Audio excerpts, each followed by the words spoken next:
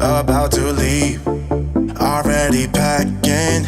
Come with me, I'm not really asking.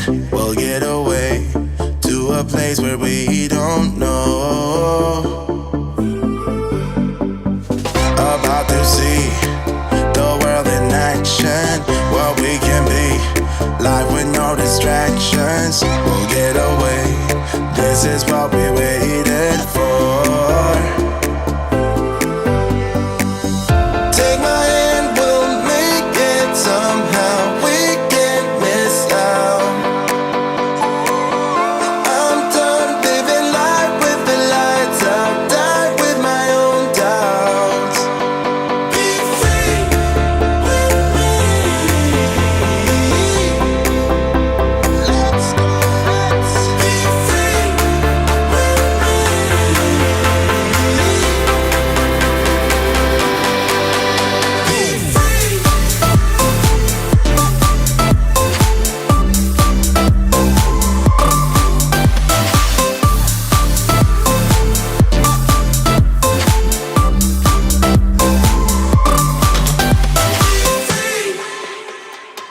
Not looking back, eyes on the freeway, Bonnie and Clyde, a classic cliche.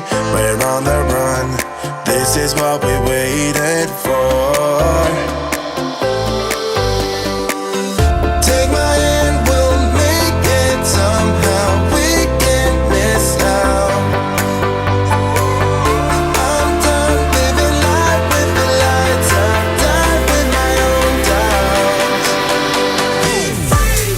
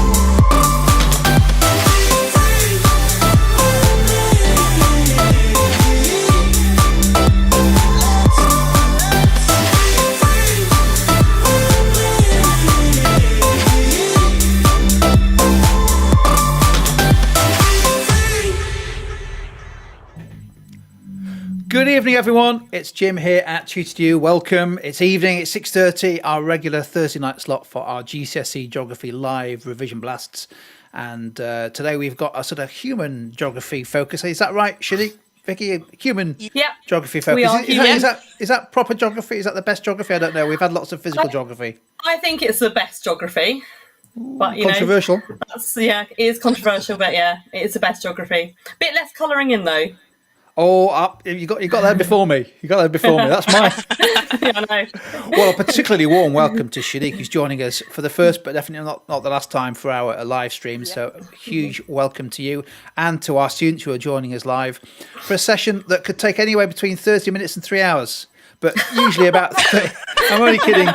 Only kidding. I know I only say that because there is so much fantastic stuff packed into tonight's session. It's about 35 minutes, 30 minutes or so, depending on how you get on. Please do use the live chat to add in your comments or questions and answers to the various activities that Shanique and Vicky have got together for us today. Don't forget, quite a lot of the session is about just giving you a quick update on the key content, maybe some exam goals, some key concepts. Don't worry about writing it all down. You'll be able to go back to the replay at tutor2u.net/live.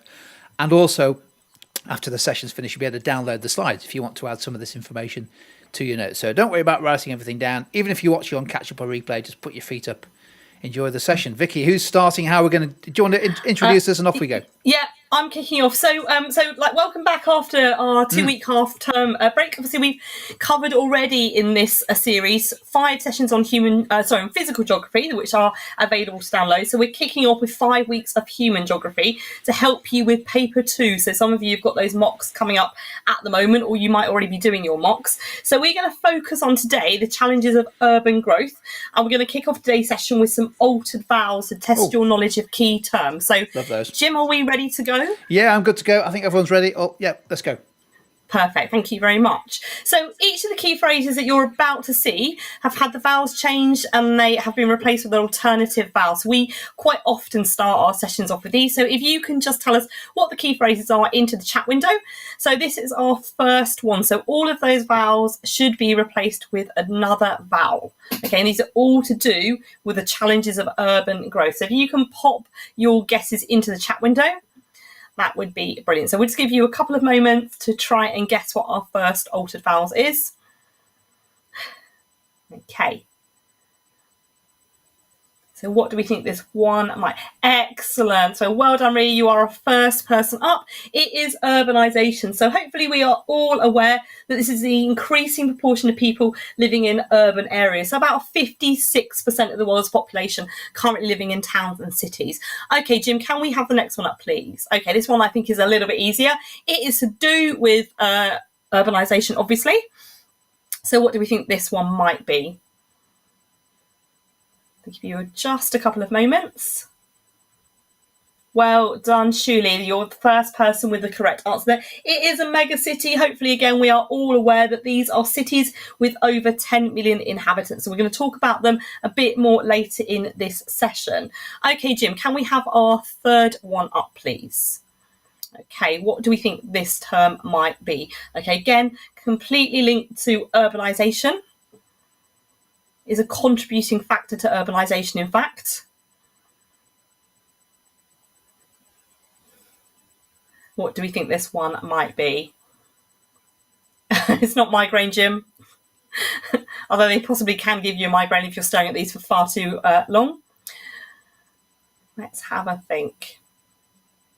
Okay, this one seems to be a little bit trickier. So, Jim, can we have the answer up on the screen for this one?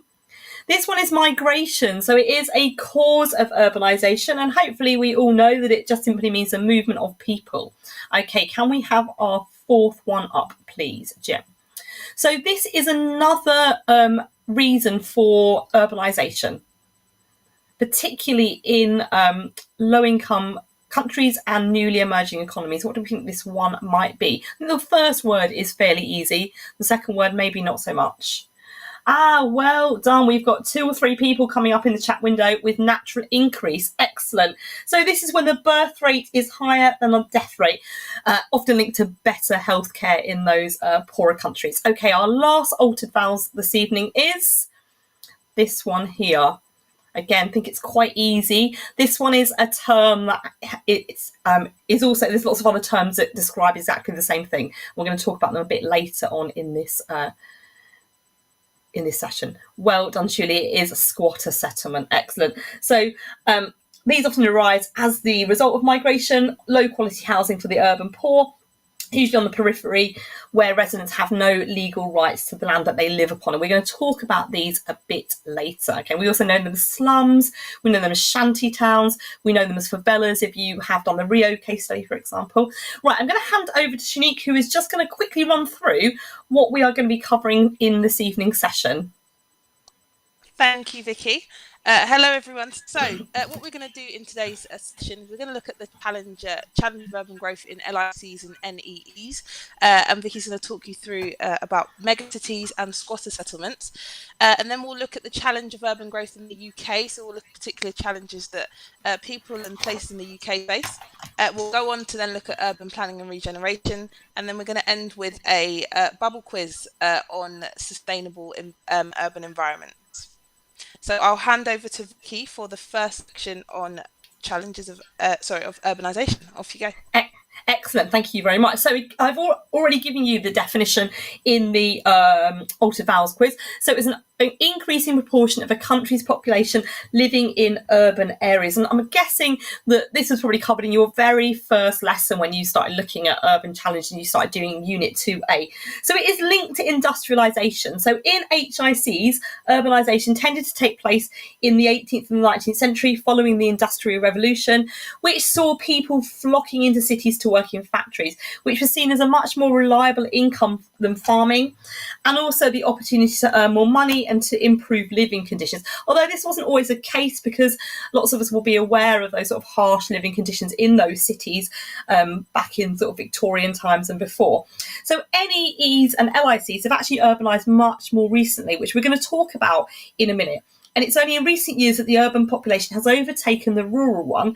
Last year, the official global population living in towns and cities was 56.2%. So that's a big increase. And it was sort of in the late noughties, when it actually hit that mark of going over half of the global population. Jim, can we have the next slide up, please? Thank you. So linked to urbanisation are megacities, which again we mentioned in the altered vowel. So these are cities with over 10 million inhabitants. So in the 1980s, the top 10 megacities were fairly equally split between the rich and poorer countries. Tokyo, Osaka and New York all occupied the top 3 spots in terms of population. But now when we think about megacities, they are mainly found in newly emerging economies where the urban population has grown rapidly. So around about 80% of megacities that we would find now are in Asia, particularly in Southeast Asia, and we're talking about areas in China, we're talking about India, Bangladesh and Pakistan. But we are starting to see them emerge in parts of Africa. So some of you will have done Lagos as your newly emerging economy, or LIC city. So Lagos in Nigeria is a really rapidly growing city. And you've also got Cairo in Egypt there that is rapidly growing and is a mega city as well. So I'm going to do a quick higher, lower quiz with you at the moment to get you to think about which are the world's largest mega cities. So on the screen, we have Shanghai. So Shanghai is in China. So Jim, can we just have the population of Shanghai, please? Excellent. So Shanghai has 27.05 million inhabitants. So can we have our next megacity up, please, Jim? So our next megacity is Sao Paulo in Brazil. So all you need to do is you need to type into the chat window whether you think Sao Paulo has a higher or lower population than Shanghai in China. What do we think? So you don't need to guess the population. You just need to say whether you think it's higher or lower. I'm just going to give you a moment. If you can just write H or L. You don't even need to write higher or lower properly out. So what do we think? Excellent. So we've got a couple of guesses at lower. Well done. Let's see if you are correct. Jim, can we have the answer up? It is lower. So 22.04 million people living in Sao Paulo. Well done. Okay, Jim, can we have the next city up? So our next city is Delhi, previously known as New Delhi. So this is India. What do we think? Do we think that Delhi has a higher population than Sao Paulo? So again, higher or lower into the chat window, please. Okay, so we've got Jim going higher. Okay, we've got a couple of other people going higher as well. Let's have a look and see whether you are correct.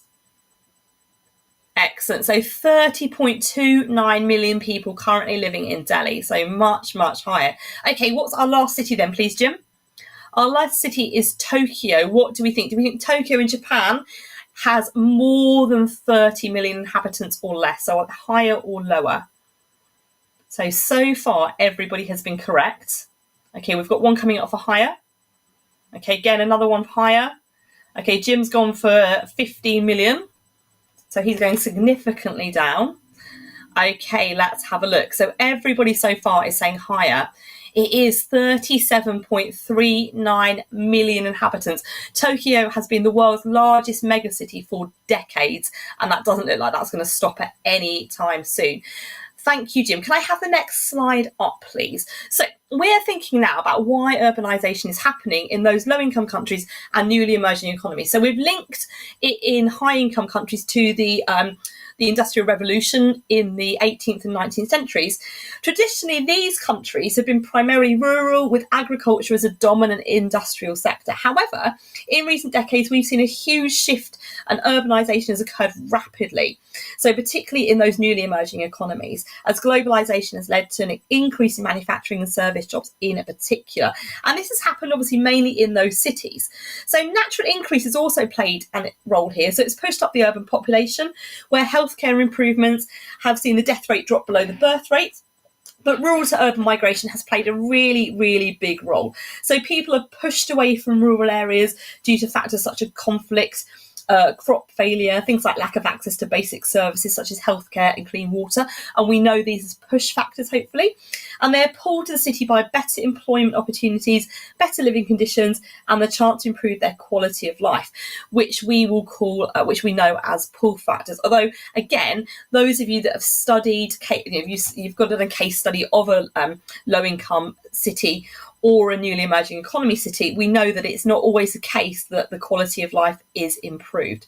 Right, Jim, can we have the last slide up on this section, please? So we're going to think about what issues urban growth causes. So squatter settlements, we know these are informal, so they often lack planning and basic services such as clean water, safe electricity, sanitation and waste disposal.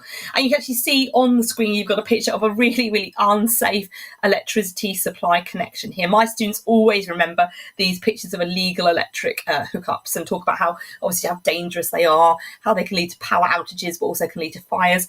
The crime rate is really, really high as well. And most people tend to work informally within those squatter settlements, which means that taxes are not raised to fund vital services like education and healthcare, because obviously people are just working cash in hand. And if they don't work, they obviously don't earn anything. So I've just seen, Jim, your joke there that the picture is shocking, Jim. LIC and NEC cities can also have really high levels of air pollution and water pollution, and they have huge problems with traffic congestion as well, which we're going to think about a bit more later in this session. And obviously we also know that this isn't just pertinent to newly emerging economies and low-income cities, it is also something that we see in the developed world. So hopefully you are really familiar with one low-income city or one newly emerging city, because you need to know that as part of your GCSE course. So you need to know the social, the economic and the environmental changes that residents face, along with how life is being made better for the urban poor, which is what we're going to have a look at a bit later in this session. Right, we have a quick quiz based on what we have just been talking about. So on the screen, we have some push factors from the countryside and we have pull factors to low-income country cities. We've got four, so we've got 4 for push factors, we've got 4 for pull factors. You just need to sort them into the right kind of column. All you need to do here is put the numbers into the chat window, so push and then the numbers and then pull and the numbers. So Jim, if we can start the 60-second timer, please. Super. So we have, there are better medical facilities. We have a range of entertainments that are available. Poor harvest may lead to malnutrition or famine. There are more well-paid jobs. There are fewer doctors and hospitals. Farming is hard and poorly paid. It's isolated due to poor roads, and public transport is better.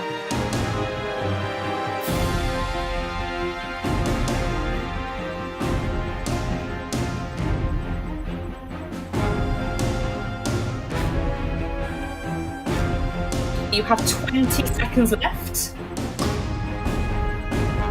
Okay, we've got some good answers coming up.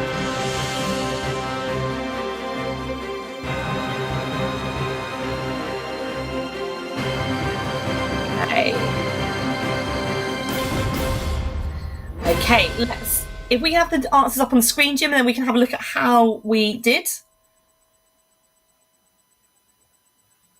Okay, so push factors from the countryside, 6, 5, 3 and 7. So we have really got all of those right. Excellent, well done. So farming is hard and poorly paid. There are a few doctors or hospitals. Poor harvest may lead to malnutrition or famine, and it's isolated due to those poor roads. And our pull factors, as we've quite rightly said in the chat window, are the other ones that we haven't already mentioned.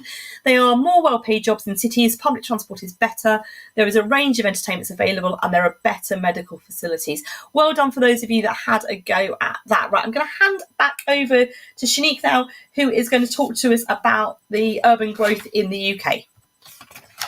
Excellent, thank you, Vicky. So, as part of your course, you also need to understand about the growth of cities, not just all around the world, but actually in the UK as well. And a lot of you may live in cities and see that cities are quite crowded, but the UK, the population is actually really unevenly distributed. 82% of us live in urban areas. And London is actually one of the most densely populated cities in Europe. It is a global city, so it has a huge global influence in terms of media, education. It has some of the biggest universities in the world, culture, tourism, and things like that. So it's really important politically and administratively as well. Other cities grew because of their location. So, for example, Liverpool, because it was a port, and also Sheffield, because of its proximity to coal. So they had a lot of steel production many years ago. And if I could get the next slide, please, Jim. Excellent. Okay, so the changing economy of UK cities, you might not think of London in particular as a deprived city, but there are huge inequalities across cities in the UK. An example here is West Ham in East London and Knightsbridge. There is a huge range in terms of the life expectancy, and they're just 9 miles apart. And you can see there the life expectancy is a difference of 12 years. Regeneration and gentrification has priced some people out of areas, so it's not always been a positive experience for some people. Next slide, please, Jim. So here we've got urban deprivation in the UK. Many UK cities experience high levels of deprivation. So in terms of social deprivation, things like poor quality housing, we've got living in cramped conditions or poorly ventilated accommodation. People in the poorest urban areas may also struggle to access things like good healthcare, good education, and employment opportunities are sometimes sparse. And then if we move on, we have a look at the environmental challenges of urban growth. So as cities grow and the number of people that live in cities are growing, there's a lot more things like waste, as you can see in this picture. This is quite a common sight to see in cities like London, Birmingham, Manchester, and this can cause problems for people in terms of it's not a very good thing to see on your doorstep. Congestion as well, it also leads to lower air quality. So where you've got a lot of cars and a lot of pollution, that can actually lead to health issues, particularly respiratory health issues. So what we're going to do now then is we're going to have a look at the suitcase scanner. So this is another one that's coming back. We're going to scan the suitcase and we're going to have a think about what challenges would the residents in this particular area face. So have a look at the scan.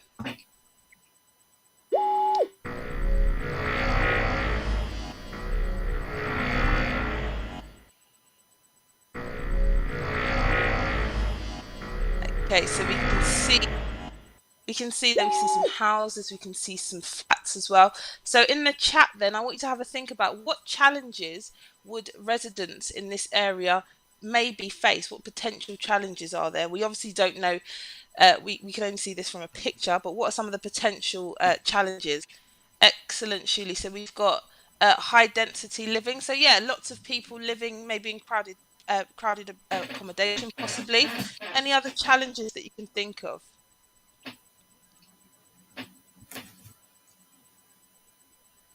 Yes, Jim, how about we see the scan again? So have a look at the picture again and have a think of maybe some of the social challenges. There might be economic or environmental challenges. Excellent. So we can see terraced houses there and we can see some flats as well. So as I said, cramped houses means no gardens for children. Excellent. Okay, so that's the challenge. It could be possibly that there's not a lot of open space in the area. Access to green space in cities is often something that is not around, and it's a really good benefit to have. Yes, you do see more the second time round, Jim. Excellent. So as geographers, we're able to draw out some of the difficulties that some communities face. I'm just going to pop up some of the ideas that we put down. So there are lots of different challenges. We've got high crime rates, antisocial behaviour and cramped living conditions, which was actually mentioned. There's a lot of waste bins there. So in some cases, especially I know for me, there's been issues where the council haven't come and collect the bins as often as they used to. So that can also lead to some problems. But it's important as geographers to think about the complexities of the challenges that people in these areas may face, because we know that we don't want to make assumptions, but we can think about some of the complexities. Excellent. So well done for your answers. And now we are going to pass back to Vicky to talk about urban planning and regeneration. Thank you very much. I really like the suitcase scanner activity. So we're going to have a look at urban planning and regeneration, and we're going to focus on how this can improve the quality of life in those urban areas. I'm going to start off by talking about the low-income countries and those newly emerging economy cities. They really struggle with the growth of informal settlements, and local authorities find it really difficult to provide services to residents living there. In the past, local authorities have actually often ignored these settlements and kind of buried their heads in the sand about them. But now they're under pressure to actually improve the quality of life for the city's poorest residents. And actually, in the past, those residents have been treated really poorly. If we think back to the Rio Olympics, for example, when those when lots of the slums were, lots of the favelas were actually bulldozed as part of the redevelopment plan, and there was lots of issues on trying to make the city beautiful for tourists, but actually not trying to improve quality of life for the residents living there. But we do have lots of urban planning projects in these cities in the form of slum improvement schemes. So I'm just going to talk to you very quickly about a couple of examples. So firstly, some of you might study Dharavi in Mumbai in India. This has seen a large-scale redevelopment programme which has replaced many homes with permanent buildings and tower blocks.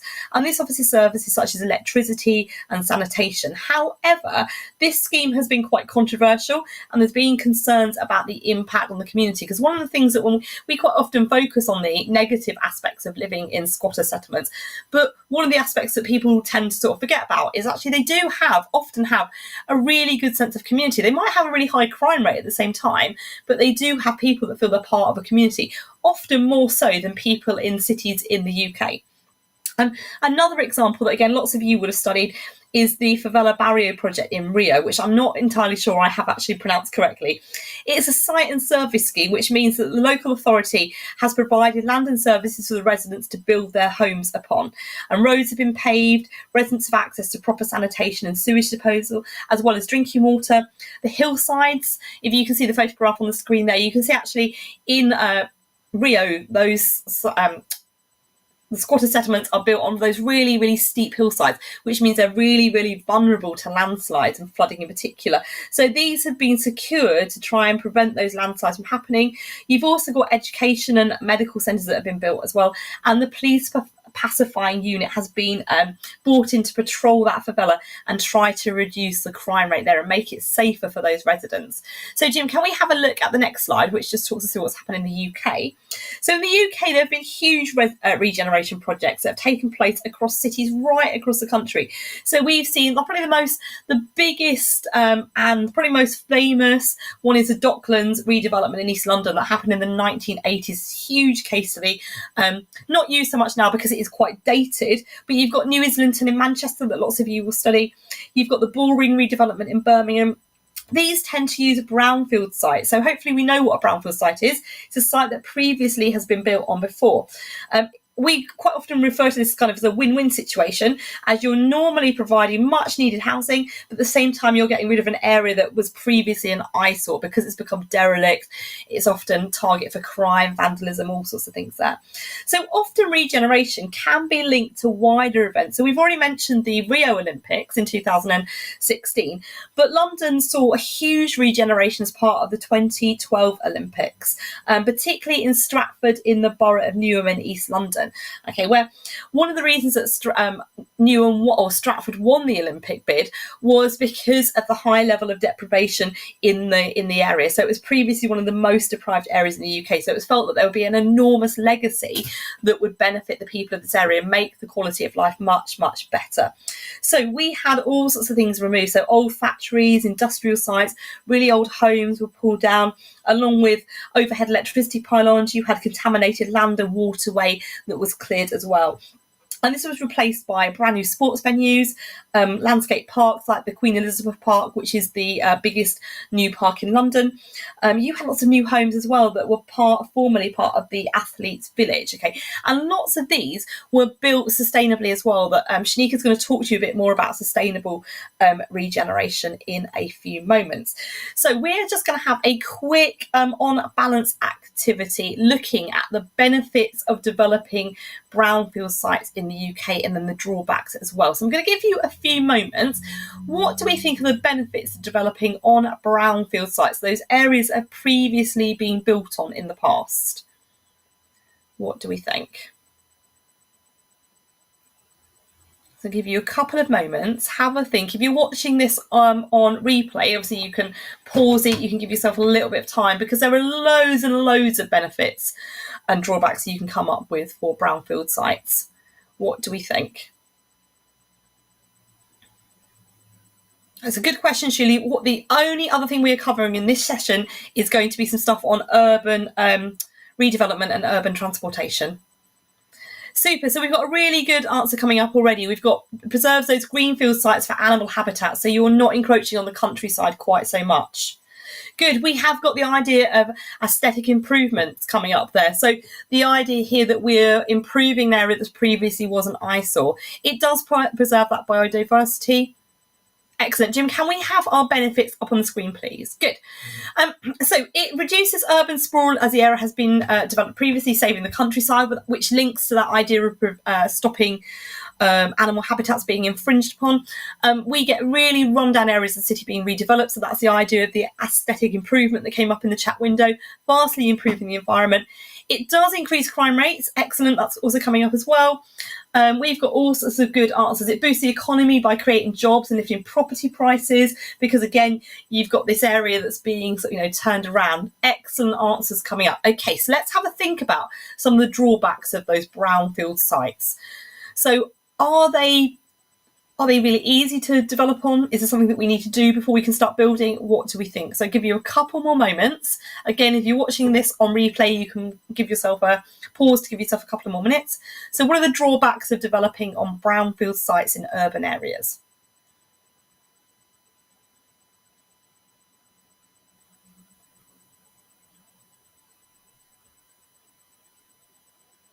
Excellent. So we've got one really good answer coming through already. So the cost of decontamination. So you have to clean these sites. They will be contaminated with all sorts of things, toxic waste, all sorts of things there. So that's going to be really costly and quite difficult to remove. So that's one, probably the major drawback of these brownfield sites. It could be buying the land is quite expensive, although probably less expensive than greenfield sites. But because it is so contaminated, that does pop those prices up. Okay, Jim, can we have the answers up on the screen for this one, please? So we've mentioned already the demolition or decontamination of those old sites and buildings might be needed, but it might also disturb urban wildlife habitats, because you have this area that's kind of been derelict, has laid undisturbed for a really long time, which might be home to all sorts of urban wildlife, which obviously is going to be disturbed if you then get the bulldozers in and you start popping up all sorts of developments there. Excellent. Right. Thank you very much. I'm going to hand back to Shanique, who's going to talk to you about sustainable developments or sustainable urban environments. Excellent. Thank you, Vicky. So a sustainable city then is one that can meet the needs meet its own needs without making it more difficult for future generations to meet their own needs. And it's something that's really come up now in society about living sustainably. So here we've got sustainable urban environments, and we're talking here about waste. So cities have targets to reduce household waste and the amount of waste that goes into landfill sites, as well as to increase the amount of waste that we recycle. In London, we actually recycle about 61% of our waste, but it still means that a quarter of our waste are going into landfill sites. But through education programs and combined with curbside collection, we can recycle more and reduce the amount of waste. So it's a really important sort of strategy in terms of reducing the amount of waste that we produce as a society. And our next slide we're going to look at is urban greening. So urban greening is about how we increase and protect the green spaces that we have. So not just about increasing them, but protecting the ones that we already have. And there's an interesting fact that 47% of London is actually green space. And that's quite surprising to some people, thinking that London is an urban environment and a city. Nearly half of the land is actually green space. And the benefits that we get from that is that it provides us oxygen, gives us clean air. I read recently there's about 8.1 million trees in London. So that's like nearly a tree for every person. So lots of trees in London, which is great in terms of absorbing that carbon dioxide. Reducing danger to flooding. So again, urbanization can often cause flooding when you've got paving the roads, etc. But if we've got the green space, then at least we can increase that infiltration. Parks, woodlands and gardens provide wildlife habitats for different animal species, and we have lots of different animal species in the UK. It's good for mental and physical health. I think recently, over the past couple of years, a lot of people have been going for runs in the park and actually using the park and realising how good it is for our mental health and our physical health. Allotments, again, sustainable in terms of food source. Growing your own food is always a sustainable way to live, instead of, thinking about food miles, and that comes into your other topics. Being able to grow your own food is excellent. And lastly, then, on terms of sustainability, we'll look at transport. So many of the UK's cities are highly congested with poor air quality. Now, when you have lots of cars, you can get a lot of pollution, especially if there's a lot of traffic. So air quality can be improved by reducing speed limits in residential areas, creating walking and cycling routes in city centres, increasing the network of electric vehicle charging points. And here we can see a cycle lane in Bristol. An interesting fact here, we've got the Bristol Poo Bus. I don't know if anyone on the chat has actually heard of that. Maybe you studied it in your previous lessons. But this was actually a bus that was powered entirely by human and food waste, which sounds interesting, but it meant that the buses were completely eco-friendly. Which is always going to be good. So it's powered by biomethane, which was a really good way of having transport for the public, but doing it in a way that is sustainable. So what we're going to do now then is we're going to have a look at a bubble quiz. So if you haven't done the bubble quiz before, the number of answers that are correct can range from 0 to all 4 answers. So there are going to be 4 answers that come up on the board or on the screen, and 4 of them could be right, 2 of them could be right, 3 of them, or even none of them could be right. So I want you to have a think about them. So here's our first question. Which of these features of building design reduces carbon emissions? So we've got A, well insulated, B, south-facing windows, C, affordable housing, and D, solar panels on the roof. So if you want to type the ones you think are correct, you can type just the letter A, B, C, or D, and I'll have a look in the chat. So I'll give you a couple of moments.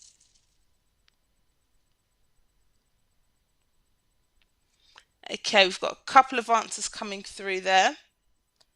So which ones do you think reduce carbon emissions? Okay, let's have a look at the answers then. We've got A and D. Well done. Oh, also B as well. Excellent. Okay, so being well insulated, south-facing windows, okay, getting that sunlight and being able to maintain that and keep the house warm. Solar panels on the roof as well. And obviously affordable housing doesn't actually reduce carbon emissions in terms of the housing design. And so let's have a look at the next questions. What services would we expect to see in a sustainable community? Recycling facilities, B, public transport network, C, multi-storey car parks, or D, plenty of green space. So have a couple of moments to think about that. Again, if you are watching this back, you can actually pause this and have a think and write those down if you want to. Excellent, Rhea. So I've got A, B, and D. A and D. So a lot of you are saying A and D. Okay, let's have a look at the answers then. Okay, so recycling, public transport networks, and plenty of green spaces. Yes, that's what you'd expect in a sustainable community. Multi-story car parks, that would obviously encourage the use of cars, which is what we want to try and avoid. So well done if you put A, B, and D in the chat. Excellent. And our next one. So which of these are not sustainable transport solutions? So which ones are not? So I want you to put the letters in the chat. Which ones are not sustainable? We've got cycle path networks. We've got cheaper parking, a new airport, or a car share schemes. So have a think about that for a moment. Got a few answers coming through. Excellent. Oh, we've got a bit of so agreeing on C. Okay, let's have a look at the answers then. Well done if you said B and C. Well done, Rhea. Cheaper parking and a new airport, they would not be sustainable because that's encouraging people to drive, encouraging people to fly, which we know are not sustainable ways of transport. Excellent. And our next question. Which of these are sustainable transport solutions? So we've got 20-mile-per-hour zones in residential areas, upgrading to hybrid buses, a network of electric charging points, and making all new cars cheaper. So which one of those are sustainable transport solutions? So I've got a now. Again, if you need to, you can pause if you're watching this back to think of your answers. Okay, we've got all of them in there. Let's have a look and see the answers. Excellent. So it was A, B, and C. So again, if we're making cars cheaper, that will encourage more people to drive, which is not a sustainable transport solution. So we've got those three there. Reducing miles per hour to 20, that obviously reduces carbon emissions, upgrading to hybrid buses, and a network of electric charging points, which was your answers. So well done for that one. Excellent bubble quiz. I'm going to now pass back over to Vicky for some exam gold.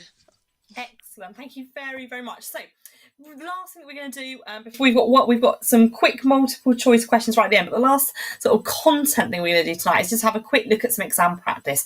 So 6-mark questions are a common feature on your exam paper.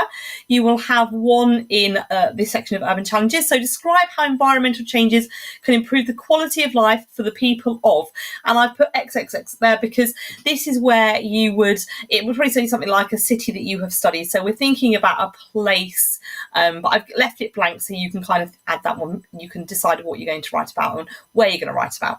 So if we have the next slide up, Jim, we've got some tips to think about for this question. So again, describe how the environmental changes can improve the quality of life for people of. Now, we need to think about the different issues that occur in these cities. So, for example, we might be thinking about air pollution, we might be thinking about waste disposal, and we might think of that lack of green space. So all of those are things that we've talked about, okay, in terms of issues around the environment that affect people living in cities. So along with those things that we've discussed there, you also need to think about the strategies that are used to reduce these issues. And you need here to include specific examples. So for example, you could talk about air pollution in Bristol, and you could then bring in the example of the poo bus that we have just talked about. All sorts of things that you can include here. We then need to think about the benefits and drawbacks of these improvements, because quite often these strategies are not 100% sort of foolproof. They don't always work that well. There's quite often issues around those strategies that mean that they don't actually cause the environment to be improved as much as we would possibly like. Jim, can we have the next slide up, please? So when we're talking about these 6-mark questions, the examiner is going to want to see a number of things. They're going to want to see that you understand the different environmental challenges that take place in an urban area. And they will want to know that you understand exactly how they impact on the quality of life. So, for example, if we're talking about air pollution, these lead to all sorts of health issues. So they lead to respiratory illnesses, but they also lead to things like raised blood pressure. And raised blood pressure is something that then goes on to to give you a higher chance of having a heart attack, a higher chance of having strokes, all sorts of things there. I would then choose 2 environmental improvements to focus on. If you list lots, you're not going to get the depth that you need for 6 marks. But if you just talk about one, you will probably struggle to write in enough detail. So I would choose 2 environmental improvements to focus on, and make sure you talk about how they improve the quality of life. So what is your project? What's the strategy? And how is it making the life better for the residents in that area? Talk about those knock-on effects. Sometimes we refer to this as a chain of reasoning. So you mention something, you talk about how it does this, which then leads to this, which leads to this. Okay. In order to get the top level of those marks, so 5 or 6 marks, have a think about evaluating those improvements. What are the drawbacks? Why are they not fully effective? Okay. What I would personally advise is at some point in the next couple of days to have a go at that 6-mark question and see what you can come up with. Think about what we've talked about in this session. Think about what you could do, particularly if you have got mocks coming up in the next couple of weeks, because you certainly will have at least one 6-marker that you are going to need to answer in that paper. Right, I'm going to hand back over to Shanique very quickly for our last activity, which is a few multiple choice questions. Excellent. Thank you very much. Some really good exam tips there. So our first multiple choice quiz question is, which of the following is the best definition for urbanization? So we've got 4 definitions there. The movement of people from urban to rural areas, the movement of people from inner city to suburban areas, an increasing proportion of country's population living in rural areas, or an increasing proportion of country's population living in urban areas. We had this definition, I remember Vicky saying it right at the start. So A, B, C or D in the chat.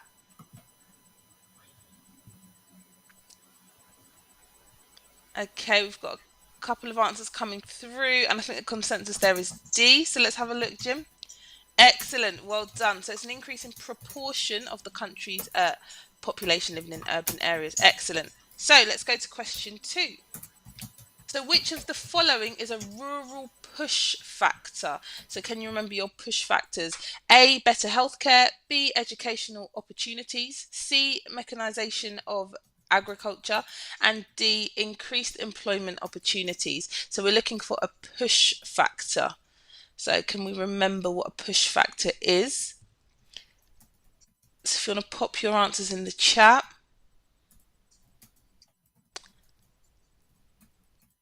Okay, we've got an answer in there. Yeah, so let's have a look then. C. Let's see if it's C. Excellent, well done. Okay, exactly, because if agriculture, if we start to use sort of more tractors and sort of a mechanisation of agriculture, then that will push people away from the rural areas. Excellent, well done. Let's go to number 3. So which of the following is an urban pull factor? So we looked at push, we're now looking at pull factor.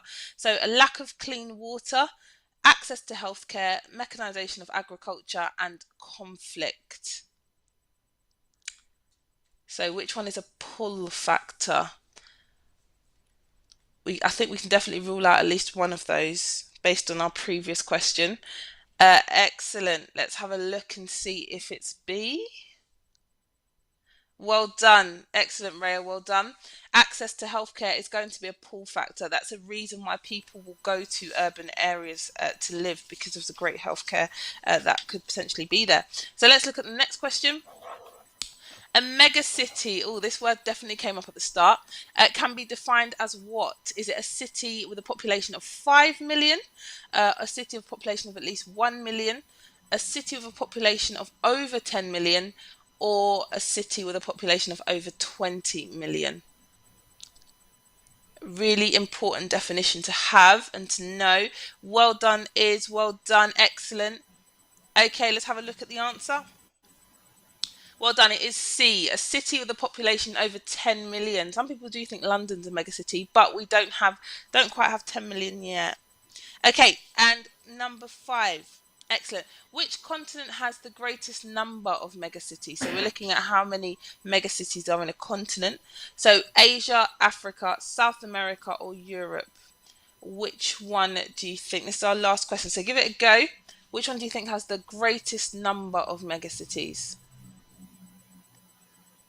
Also, we've got B in the chat.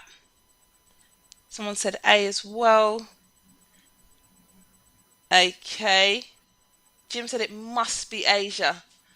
Yeah, really good point there. Loads in China. Let's have a look at the answer. Well done. Excellent. So it is A, Asia. Well done for those questions. Really important definitions there to take down. So well done. I'm going to pass back on to Vicky. Oh, we haven't got you've whizzed on our slide, Jim. Doesn't matter. Apologies. It All was right, I just think an exhaustive slide. It's fine. that's okay. Yeah, I've lost that one. It seems to have disappeared off the end of the PowerPoint. Not to worry, I will make sure it's on the download. Perfect. Some great answers tonight, guys. Well done. Oh, fantastic. And well done, Shanique. Oh, absolutely. Yeah, Big really round of applause. Yeah, brilliant work. Well, first of many. Well done, Shanique. Yeah, really good answers as well. Really good. Oh, I made a note just whilst we were doing that. I made a note of something we covered in that session, Vicky. Shanique, can I just ask? You were talking about allotments in as being a big part of sustainability in cities. Yeah. Did I tell you I've got an allotment, and I use it to grow gravy granules. Oh God. You know, the plot thickens. Anyway, I'll let you work that one out. Anyway, it's a good northern joke as well if it's about gravy. Literally, I'm here in the TUT office, and literally across the road there is a massive allotment, and there's no one there at the minute. It's dark, and there's no lighting for it, but it's very, very popular around here. But we are not a mega city; we are a mega village. No, I thought you were going to say you're literally sitting there in the studio with like a great big bowl of gravy in front of you. Oh God. Maybe next week. That was a great session, and well done to all the students who really were well typing done. Brilliant answers in there. work. On fire there with Ray, Tony. Oh, too many to mention, and so well done. So thanks for joining us live. We always appreciate that. And of course, if you watch and catch up and replay, where were you? But we always appreciate. Yes, possibly. And good luck to. I know quite a few people in the chat have mentioned they've got a geography exam tomorrow or coming up shortly. So fingers crossed. I'm sure you do fine. Perhaps one of a few mocks, a few assessments here and there as we start to get ready for next summer. So all the best with those. Well, this is a regular slot, as we know. Thursdays at 6:30 is our GCSE Geography slot. So if you can join us live in upcoming weeks, that will be fantastic. Don't forget. We're doing the development. We're doing the development gap next week. So we're looking at all those factors that stop some countries developing as well as others. So it should be a good session. That'd be a cracker. Yeah. And don't forget, I think Vicky and Shanique and Suzanne and Alice and the team have put together about 15 or 16 now, I think, sessions for GCSE Geography this year. So go to tutor2.net/live and go to the archive section and select the best option, which is Geography GCSE from the drop-down options. Yeah. And you'll be able to access all of those sessions and download the PowerPoints. And it might be some really useful revision stuff there for you if you just want to mix up your revision over the coming weeks and after Christmas. So make use of it. Lots of other subjects there as well too. And as always, we appreciate if you want to spread the word to your classmates and see if they find it useful too. I think we're done, aren't we? Yeah. What do you think, Shanique? Did you enjoy that first session there? Really good. Excellent. Fantastic stuff. Right, it's time for me to go have some gravy on my allotment grown beans. Many thanks. We'll see you all later. Cheers. Yeah, good night. Bye.